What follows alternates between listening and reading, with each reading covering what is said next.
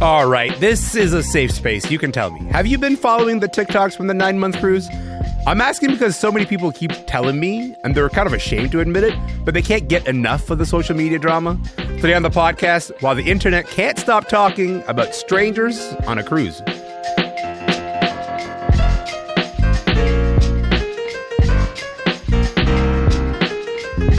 I'm Elamin Abdelmahmoud. This is Commotion.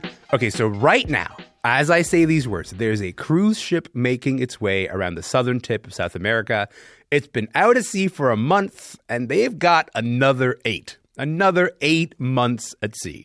Royal Caribbean's Ultimate World Cruise, that's its government name, I suppose, is taking hundreds of passengers around the globe. And if you're thinking, yeah, sure, I'd love to see the world, but the thought of spending nearly a year in a confined space with a bunch of strangers is my nightmare. Well, don't worry, you can follow along at home. Hey guys, here's a day in the life of living on a world cruise for 9 months. So first off, we started off by going to the gym. It was actually rainy this morning, so it was worked out perfectly. And we just finished the workout and I'm sweating. And now I'm about to head downstairs because it's now beautiful and sunny. And we're going to get ready to go to Coco Cay. So I'm in my bathing suit and we're heading down to the gangway. And I cannot wait to go to Coco Cay. I am sweating. Okay, that is Brooklyn Sweat G, one of the many people posting TikToks through the 9-month cruise. But here's the thing. These videos of ship life have spawned this massive online community that is really obsessed with following the minutia and the day-to-day routines of the people on the cruise. As of last week, videos with the hashtag Ultimate World Cruise have generated nearly 300 million views. What are y'all doing? Why are you watching this cruise so much? Why are we so fascinated by these random videos of people showing off their cabins and talking about their buffet options? What is happening here? And also, is it the future of reality TV? Is this what it looks like? We've got 2 dedicated cruise talkers, is that what we're going to call them? Aboard Commotion to wade into all of this. Becky Hughes of the New York Times is here. Culture writer Auntie Donahue is here. Becky, and welcome to Commotion, y'all. How's it going? Hi. We are living, loving, and laughing, I believe, is how we established. As we should. Yeah. Okay, Becky, I'm going to start with you. You recently wrote about the cruise and this phenomenon of people following it for the New York Times. How did these cruise ship TikToks get on your radar in the first place? And why do you find them so fascinating? The first videos I got, actually, before I saw anyone who was getting on board the cruise, I was seeing people like on land laying in their bed being like, do you guys know about this cruise? Because I don't like the sound of it. I feel like something's going to go wrong. Like it feels like White Lotus. Like this can't be right. So I started seeing videos like that. And then, of course, my algorithm knew that I wanted more like that. So as soon as people were boarding the cruise and started going off, I was like, my entire For You page on TikTok was just one after another. So I really couldn't escape it if I wanted to. You're like, you're in it now, pal. What about you, Anne? I love to replace morning television with a good hour of TikTok over like a coffee and trying to make my cats love me. Sure. So it's the same thing happened. I clicked on one CruiseTok video and then it sent me into a realm in which I must face my worst fear of the open sea. And it's up there with space. Like none of our business. Why are we doing this? I'm obsessed. Well, I mean, like, okay, let's talk about the vicarious impression that you get of cruise life. What kind of impression are you getting from these videos as you spend your hour in the morning with your TikTok and your coffee? What kind of impression do you get, Anne? I mean, for myself, it is a literal cornucopia of characters. Like there is a character / real person that exists in real life. And it's on this we're calling them characters. I love that. I want to come back to that. But anyway, continue. Yes. These are real people. But you have an audience they have an audience. Everybody has an audience. There's like, I don't know how many people are on the cruise right now. It says that they can hold up to 2,000. I don't know if that's the case who's on, but you can find the voice that you're looking for. So I personally am very into Mark Sebastian's narrative, who was an influencer who got paid or who's being sent by a publishing company. And he's like the drama stir. And I'm frankly, as a Breaker High fan, Breaker High, the legendary Canadian television show. Yes. Starring Ryan Gosling, but yeah.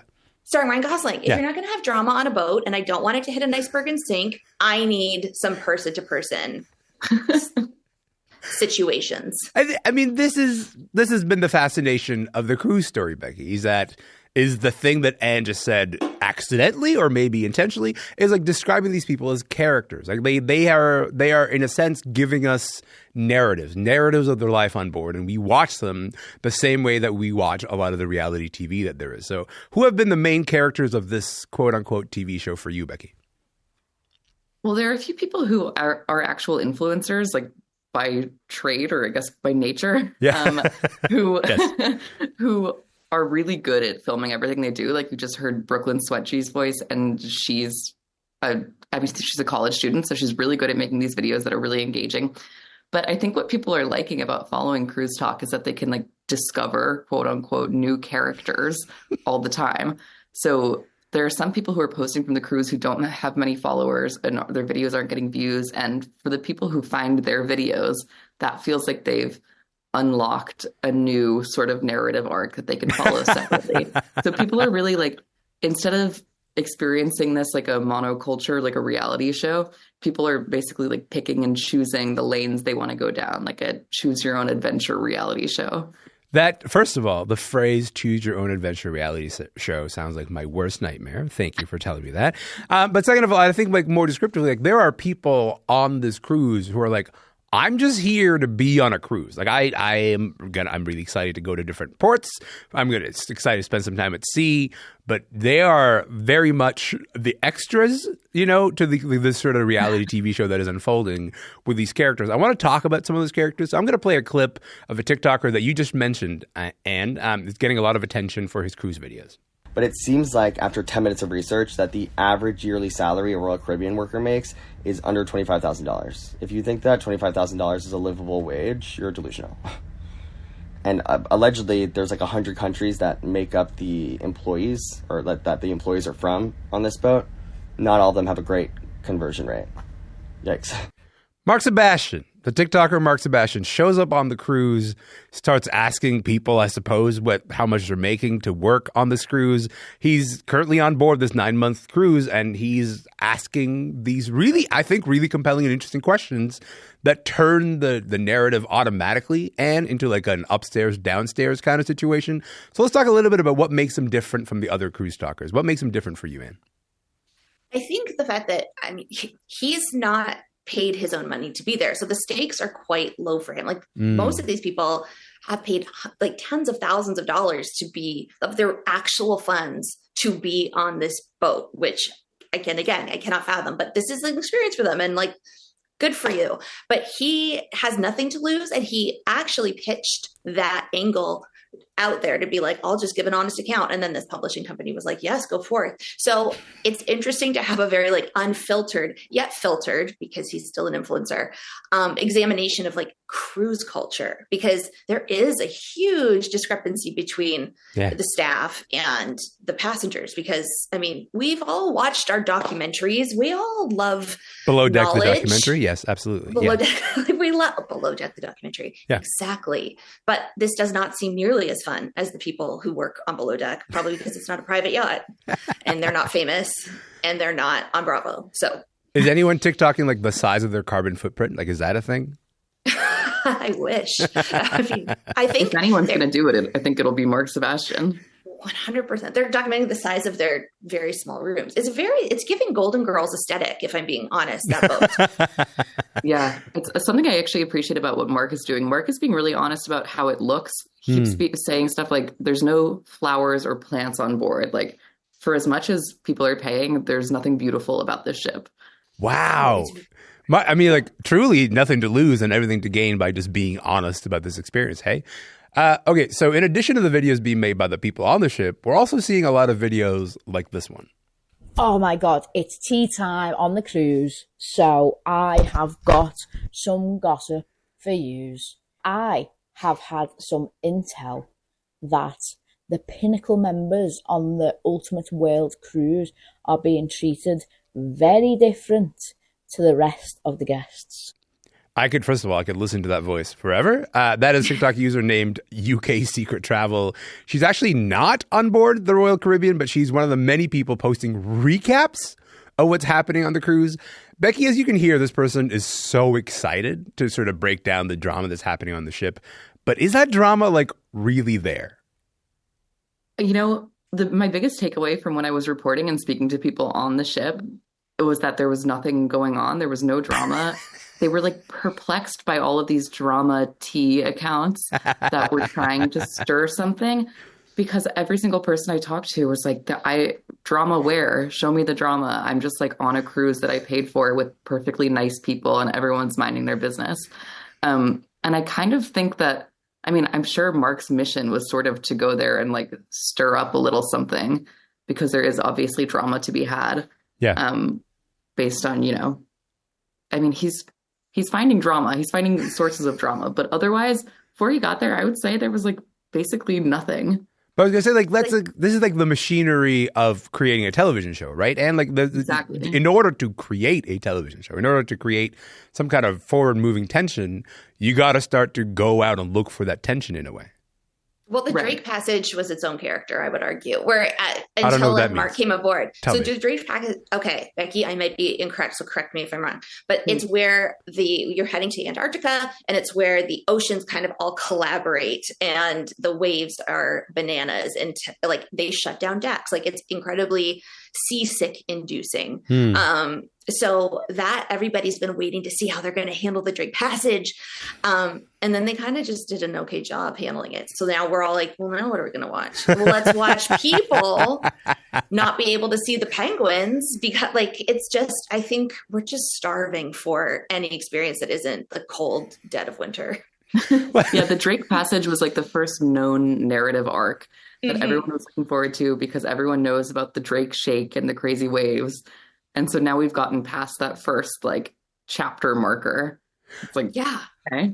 But I mean, in a real sense, you kind of go, you know what? If I'm planning the second 9-month cruise, I know then to introduce elements of drama, because I know that there's going to be certain people on board who will want to maintain, like, and suddenly, like, you get to participate in a TV show because there will be characters who would do that. Like, I would script it a little bit if I knew that something this big was going to happen. Becky, do you see this CruiseTok trend as an isolated phenomenon, or does it signal like a shift in how we consume our reality entertainment by piecing together the narrative from all these direct sources, no producers, no hosts, just them in real time and then us reacting? Yeah, I mean, it really echoes the Bama Rush phenomenon of a couple of years ago, when all of the girls rushing for sororities at the University of Alabama were making videos about their rush experience. And people were doing the same thing, sort of like picking their favorite character and following their narrative. I think it's probably just a response to how everyone knows about how manufactured reality TV is. We all know that the Kardashians and Below Deck and all of these shows are entirely scripted now. So it's like people wanting to find a dose of real reality wherever they can. But I think people are too lazy in the end. I just can't imagine people maintaining this as a mode of watching reality TV. It's too much work to find the people and follow the narratives appropriately. But I mean, like, this is us with a couple of influencers having sort of accidentally or like after the fact found their way on board. I think if you start to plan this out and plot this out, you really might get a universe where it's a bit constructed, and with just like the right placement of a couple of people, I think you might get a pretty decent, 9-month cruise season 2. You know what I mean? Yeah, I just wonder if people will be put off because this is like the exact thing that they're reacting to, is like the planned nature of reality television. Yeah. I think what they think they're getting out of it is they feel like they've discovered a corner of the world that wasn't presented to them. What about you, Anne? Do you think this signals a shift in how we want to consume our reality shows? I think it might be a shift in the way mainstream reality is created going forward. We're like, we understand now how Bravo is very edited. Like we know that there's behind the scenes people, a villain streams, edit, whatever. that kind of stuff. Yeah. Yes. But to just seek it out via TikTok, that's also so chaotic. Like you almost need like 5 people to follow, and then that's a story. But then you're also arguably a snake eating its own tail. Like it's almost like this is a little subsidiary, like the boutique version of a mainstream store, like where you're like, I'm tired of wearing what everyone else wears. I'm going to like just follow this trend. And it's like everyone else is kind of wearing that too. But it's very like, it gives us the illusion of authenticity, and also people are editing their TikTok videos. Nothing is real, is what I'm saying. I think that's a good way to leave it, because we have 8 months to go on this cruise, and no doubt we're going to keep talking about it. And Becky, maybe we'll have you back. Maybe we'll do this again in month 9. Okay. Thanks for being here though. That's a great idea. Every day. Let's do it. Yeah, daily cruise talk. Thanks, Daily y'all. cruise talk. You have a good Bye. day. Hey, thank you. Becky Bye. Hughes is a writer for the New York Times. Auntie Donahue is a culture writer based in Cambridge, Ontario.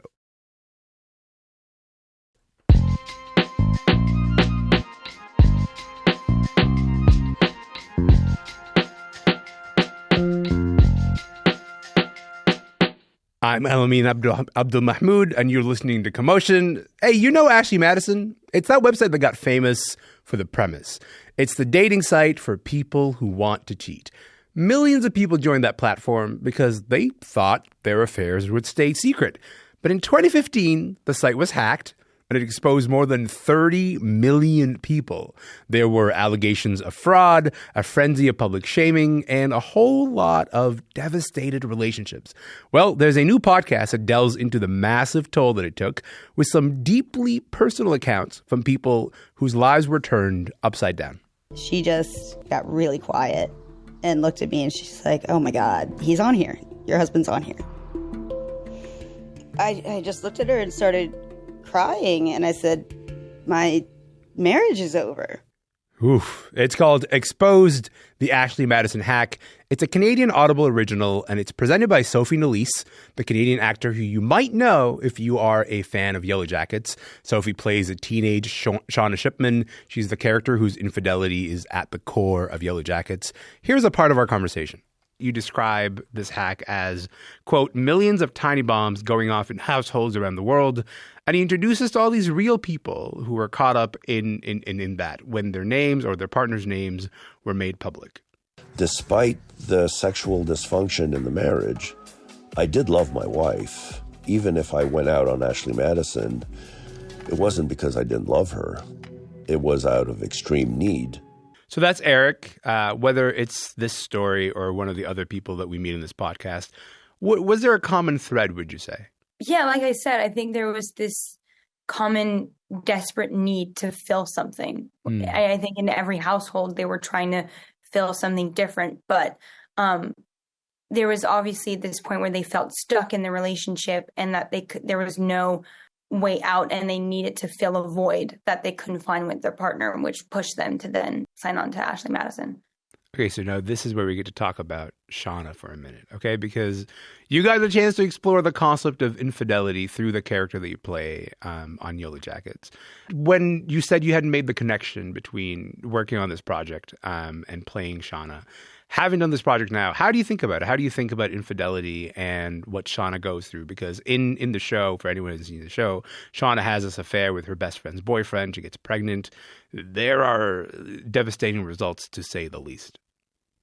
Yes, well, Shauna's case is to an extreme. Yeah. I mean, I'm obviously not for cheating under any circumstance. Yeah. Shauna's just the proof of how far and bad and scary it can get. But again, the same thing I love about this audiobook is the same thing I love about Yellow Jackets, is that these characters are complex and nuanced. And even though Shauna's done something so terrible, we root for her because we understand where it all came from. There was this sort of jealousy mixed with lack of confidence, and she was trying to prove something to herself, or she just wanted to feel loved, even though she didn't even actually love him, and she never intended on hurting Jackie. And then before she even knows it, she's stuck in this like guilt, and then she can't tell her best friend because she feels guilty and she feels remorse, and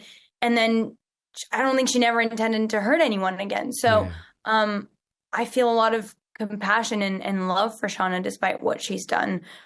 So I feel the same for the people that were affected by the scandal.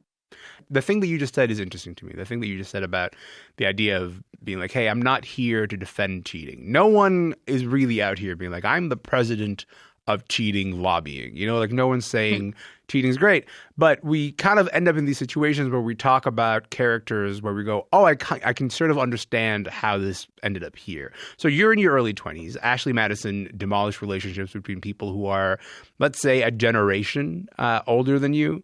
You've also had this experience on Yellow Jackets of like watching your character Shauna, as a 40-year-old and sort of see the consequences of her desire and her exploration of sexuality and power translated in middle age, and there's infidelity there too, where Shauna seems like Shauna's in this boring marriage, and like one way that she breaks out of it again is infidelity. I'm curious, having worked on this project, having had this window into like midlife marriage, marital strife, does it shape the way that you think about relationships and the relationships you want to have? It definitely scares me. I do think we live in a day and age where, I mean, even in my industry, I just feel like I don't have any or barely any role models of relationships that last through time. I find that it's just gone so casual to cheat on someone. It's not like a big deal. And I don't know how I would react to it. I do think I'm a very forgiving person, and I think it depends on context, on if he like tried to keep it from you for years, if he told you immediately. Like every circumstance is different, but it does. I do think in our day and age, it feels so trivial to do it. And like, I'm not saying that back in the 70s and 80s it was better, because I do think that you can be stuck in a marriage that you're no longer happy in. Yeah. But I do find that in our day and age, people don't really fight for relationships the way they used to. It's kind of like, oh, it's getting hard. Let me find a way to like screw this up, and then moving on to something else. I mean, you also bring up a good point of like the idea of like it feeling like it's common now. Ashley Madison had 30 million users when it was hacked back in 2015. That's a lot of users, but the website now says they have 60 million users. So like, I know they've doubled. Like the hack, you would think make people go, maybe I shouldn't be a part of this website. It's actually brought more customers, if anything, to it. And the last episode gets into how the site is now booming, and its tagline is still, life is short, have an affair. What does that tell you about the state of our relationships and our comfort disclosing these very private things about ourselves online? The internet has made it that it feels like relationships, it's kind of like shopping. And especially with like dating, I'm not really on dating apps because again, it doesn't feel like you're building anything honest anymore. You're like kind of trying a little bit of something, and then maybe this will work, but you have like 10 other options lined up for you. Yeah. And so it's not like when you used to back in the day meet someone and like it was letters and like phone calls, and it just, I mean, I'm sure people cheated back in the day as well. But it felt just, the relationship, when you found something so special, it felt more important. Whereas to now, it just feels like you can kind of meet that connection or bond a little anywhere, or you think anywhere. Like it feels like there's thousands of options laid out for you. And because there are sites like Ashley Madison that's like, life short, have an affair, it makes it seem so trivial and like casual to just do it. How you sort of approaching this from a point of view of like learning about Ashley Madison as a website after the hack, I wonder if that makes you go, you know what, I have a little bit less trust in the world now, having understood that this website exists, that people do this. Do you feel like you trust less because of working on this? Especially because it's still going. Like the fact that, like, that's what really blows my mind. It's like all of this, and you hear testimonies on how it's like ruined people's lives, like ruined marriages. Like, it goes to the extent of people taking their own lives. Yeah. And then people are just like, I'm willing to take that risk. You're like, are you good? Like, how would you willingly want to take that risk? You know what I wish we could do is like have you here, but also have Melanie Linsky, who plays the older version of Shauna, here, and see how these two different vantage points, you know, into cheating would be. Sophie and Elise, it's been a delight talking to you. Thank you so much for coming on the show. I really appreciate it. Thank you so much. Sophie and Elise hosts Exposed, the Ashley Madison Hack. It's a Canadian Audible original, which will be out next Wednesday, January 24th. She also stars in Season 3 of Yellow Jackets, which begins shooting in May.